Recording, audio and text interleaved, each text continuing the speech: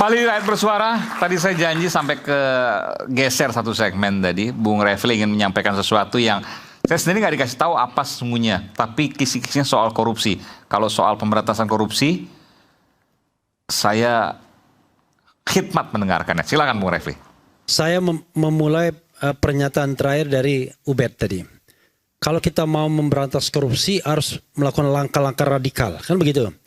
Kalau ordinary, sementara korupsinya brutal, nggak bisa. Sampai 5 tahun masa pemerintahan ini korupsi nggak akan hilang. Nah, tetapi korupsi itu kan hulu dan hilir. Kita ingat baru-baru ini terjadi kasus yang mungkin bagi sebagian orang biasa, tapi bagi saya dan orang melihat ini sebagai pintu masuk itu luar biasa. Yaitu Zarob Rikar. Oke, kasus mantan pejabat Mahkamah Agung. Ya, mantan pejabat Mahkamah Agung terlibat Markus dan kemudian digerebek. Dan ditemukan luar biasa. Ditemukan uang 920,9 miliar dan 51 kilogram emas antam. Luar biasa itu, mungkin yang terbesar. Hampir 1 triliun. Betul. Dari kegiatan dia menjadi Markus itu hanya yang kelihatan. Kita nggak tahu mungkin yang sudah jadi mobil, sudah jadi properti, sudah dilarikan ke luar negeri dan lain sebagainya. Dari jabatan dia 2012 sampai 2022 di Mahkamah Agung. Mungkin juga dia extend juga 2 tahun walaupun tidak, tetapi dia tetap jadi Markusnya.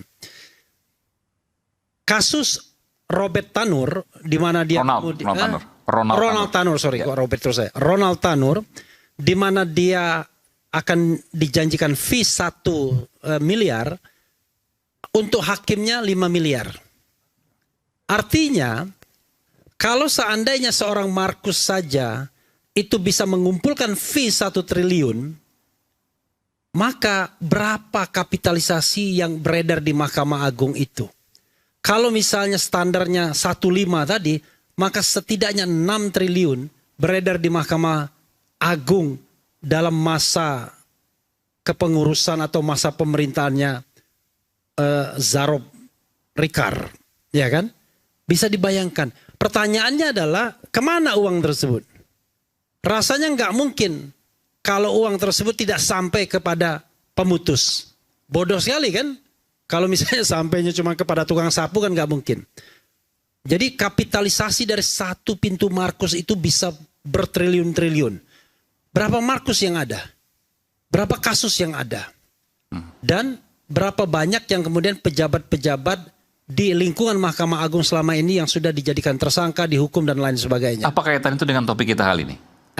Memberantas korupsi, bro. Oke. Kan tadi kan memberantas korupsi. Nah, kaitannya adalah Presiden? Sekarang pertanyaannya adalah, Anda melihat ini soal yang luar biasa atau biasa saja? Sangat luar biasa. Sangat luar biasa. Kalau kita pakai hukum tata negara, ini memenuhi syarat ada kegentingan di sana. Dalam hal ihwal kegentingan yang memaksa, Presiden bisa mengeluarkan peraturan pemerintah pengganti undang-undang. Kalau saya presidennya atau saya Menko hukumnya, Menteri Hak Asasi Manusia, saya sarankan agar Presiden men-shutdown atau membekukan sementara Mahkamah Agung, hakim-hakim agungnya. Sebentar. Ini kenapa mesti Mahkamah Agungnya dibekukan? Kan bicara soal, kita masih bicara soal praduga tak bersalah ya. Iya. Oknum, segelintir bisa saja kan? Bukan mayoritas. Ya itulah kalau cara pandang Anda, cara pandangnya biasa-biasa terus. Okay. Anda yakin nggak yang namanya mafia itu sudah membelit luar biasanya di institusi itu? Anda yakin nggak? Saya harus bicara data. Oh, datanya salah satunya Zarob Rikar ini datanya. Anda bisa bayangkan ada 1 triliun dari Markus saja selama 10 tahun, ya kan? Belum lagi hakim-hakim yang pasti tidak sendiri saya percaya itu. Pasti tidak sendiri saya percaya. Iya, nah karena itulah yang namanya kegentingan memaksa itu adalah subjektif Presiden. Bayangkan, gara-gara lalu lintas saja Presiden bisa mengeluarkan perpu misalnya. Atau apa perpu terakhir yang dikeluarkan? Perpu mengenai jumlah pimpinan DPR dan lain sebagainya. Pemilu. Itu aja bisa perpu. Hal-hal yang remeh-temeh. Ini hal yang gawat luar biasa. Pertanyaannya adalah gini, ya, korupsi itu di hulu dan hilir. Di hulunya itu korupsinya, kelakuannya, suap menyuap, main proyek. Korupsi itu ada 3. yang saya sudah pernah sampaikan saya ini. Satu, korupsi yang ordinary, biasa, suap menyuap. Kedua, korupsi kebijakan. Saya menteri, saya kasih kebijakan yang menguntungkan vendor. Yang tiga yang paling bahaya, korupsi berjaringan. Korupsi berjaringan itu ada medianya, ada surveinya, ada centengnya dan lain sebagainya. Begitu kita nyerang korupsi mafia ini, kita yang kemudian bisa masuk penjara, tersangka. Nah, korupsi berjaringan itu salah satunya adalah pasti mengandalkan penegak hukum. Ya kan? Karena tidak mungkin enggak, karena ujungnya adalah para hakim. Kalau seandainya ini selalu dianggap kita biasa-biasa saja, kapan kita mau memperbaiki institusi peradilan itu? Jadi ekstrim menurut Anda, bekukan gitu. Bekukan. Lalu, Dengan bekukan apa yang dilakukan? Seleksi ulang hakim-hakim yang ada. Yang punya integritas terus, yang tidak punya integritas berhenti. Pertanyaannya adalah, Anda akan mengatakan, bisa nggak? Saya mengatakan bisa. Dari sisi dia sebagai kepala negara, begini. Seorang kepala negara itu nggak boleh diam menyaksikan hal-hal yang tidak becus, yang buruk. Masa Anda kemudian nunggu negara ini tenggelam, korupsinya terus berjemaah, hakim-hakimnya tidak berintegritas. Kalau Anda bisa bayangkan nggak? Kalau seandainya Zaro Perikar itu masuk ke Mahkamah Agung dan kita tidak kontrol, selesailah barang itu ya kan, diperingan. Rata-rata kan sekarang korupsi itu diringankan semua itu hukumannya. Orang yang memberatkan kasus korupsi itu cuma Artijo Alkostar aja, sudah almarhum. Nah, karena itu menurut saya, kok enggak ya orang seperti Yusril enggak menganggap ini sebagai sesuatu yang penting untuk didesakkan ke presiden. Orang seperti Natalius, orang seperti Edi Hiarit, orang seperti Otto Hasibuan. Tapi hanya orang yang enggak bermasalah yang berani ngomong itu. Tapi kalau Anda sebagai lawyer pernah main nyuap juga ya susah.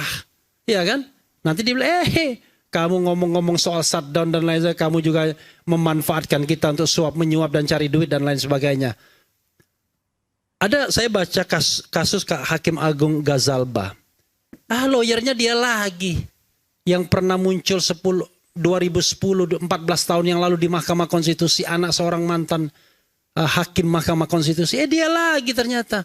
Bayangkan, harusnya kalau kita mau memberantas korupsi, mereka-mereka yang terlibat korupsi seperti itu tidak boleh lagi berpraktik sebagai pengacara. Kehidupannya silakan Anda cari penghidupan yang lain. Tapi berpraktik sebagai pengacara sudah haram hukumnya. Ini kan enggak. Ada pengacara yang ditangkap OTT, masuk penjara, pulang, berpraktek lagi. Lalu dia mengatakan, saya korban KPK inilah itulah. Enggak ada koruptor yang kemudian mengaku. Dan berpraktik lagi. Nah, kalau ini tidak diselesaikan, enggak ada gunanya. Wah, misalnya gagal sekali, nangkap koruptor, ditangkap koruptor. Di ujungnya di Mahkamah Agung, bebas itu koruptor. Kalau kita tidak viralkan, no viral, no justice. Pertanyaannya adalah, berapa banyak society harus mengawasi setiap kasus tersebut?